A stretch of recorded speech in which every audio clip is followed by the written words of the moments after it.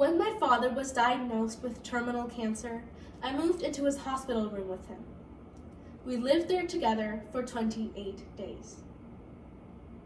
It all began on the night of my uncle's funeral. My dad collapsed at around 3 a.m. and was holding his abdomen, withering in pain.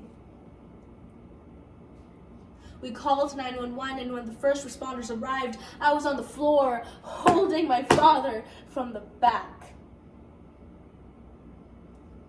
The ambulance attendants asked him questions about the pain in his abdomen, and as I was instructing him to tell where the pain was, my dad turned around and said, "Your breath smells." We all burst out laughing for a split second, and then he was right back to his pain. That's my dad. No matter the situation, there was always time for tomfoolery and laughter. When a young girl and her father's happy relationship is held to a stop due to her father's cancer, she finds ways to cope. As she watches her father deteriorate in front of her, all she knows is that her father wants to sing and dance. I brought the party to my dying father's bedside by Samira Maiden.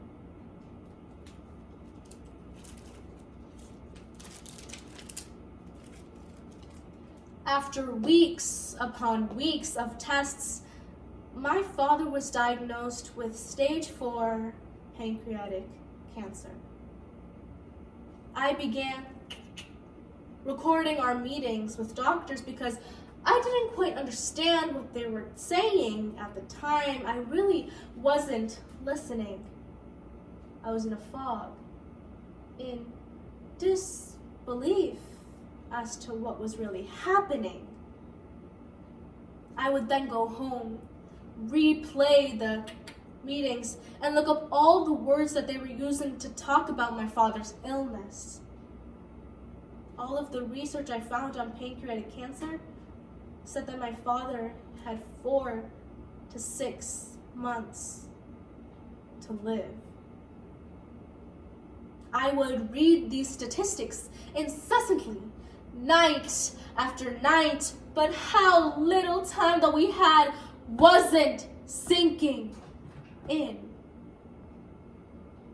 Next, my father underwent 4 rounds of chemotherapy treatment, but with further scans showed that the tumor on his pancreas was actually getting bigger.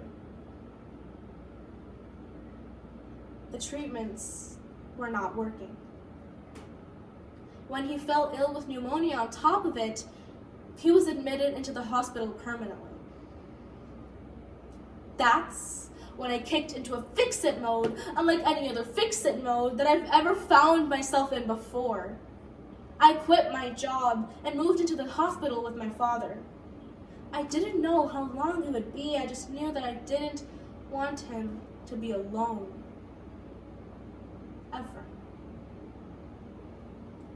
I also decided that room 346 would be different than the other rooms on the 3rd floor, the palliative care floor.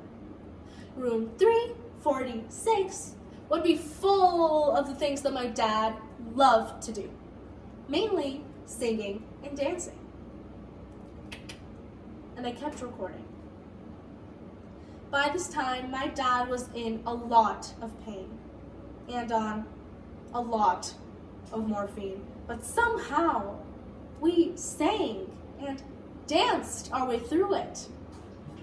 We played games. We watched football, which my dad loved, by the way.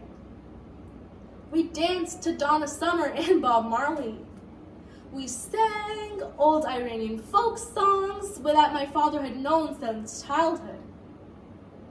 Our room became the talk of the ward, and pretty soon other patients, and some of the nurses, were hanging out with us as well. After a week, we really got into the rhythm of hospital life. Our days were filled with a steady stream of visitors, but the nights became harder and harder. I wasn't sleeping most nights. I stayed awake and listened to my father's breathing. At times, he sounded like a flock of seagulls. I was captivated by the sounds that he made. As the pneumonia progressed, I could see him fading away. He was down to 112 pounds and very frail, but still dancing and singing. On day 25 of the hospital, he told me for the first time that he wasn't feeling well. He never spoke about how he was feeling. Ever. I never knew what was going on in his mind. We would just go through the days together, being present in the moment. On day 28, we woke up just like any other day and had breakfast together. Donald Trump was still campaigning, and the Fort McFlurry fires were still raging. My dad kept asking how far away Alberta was. The nurse came in, and my dad asked her for more morphine. He then began to sweat profusely. I changed his t-shirt twice because he was soaking through them. He asked me to take him to the washroom. While he was in the washroom, I called my mom because I could tell that something was wrong. This wasn't going to be like other days. After the washroom, he asked me for some vanilla pudding. So I sat at the edge of the bed and fed him the pudding. When my mom arrived, he told her that he wanted to play cards. All of this happened in a matter of 15 minutes. He was all over the place, relentless and wanting to do everything at once. I sat with him and held him in my arms, trying to calm him down. He then closed his eyes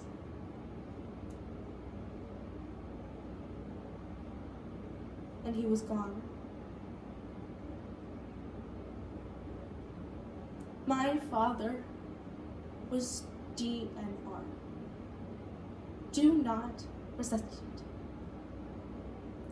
So there were no bells and no whistles. No code blues. No attempts at reviving him. He was just gone. Just like that. My mom and I laid him down and sat at the edge of the bed. My father and I spent 28 glorious days in room 346. I never saw him more free and true to his form.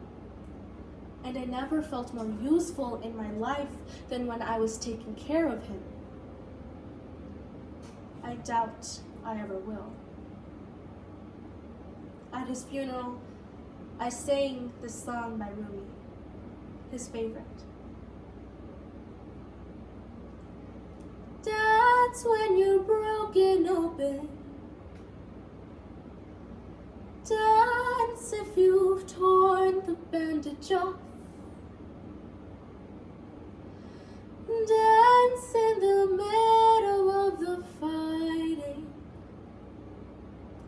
Dance in your blood.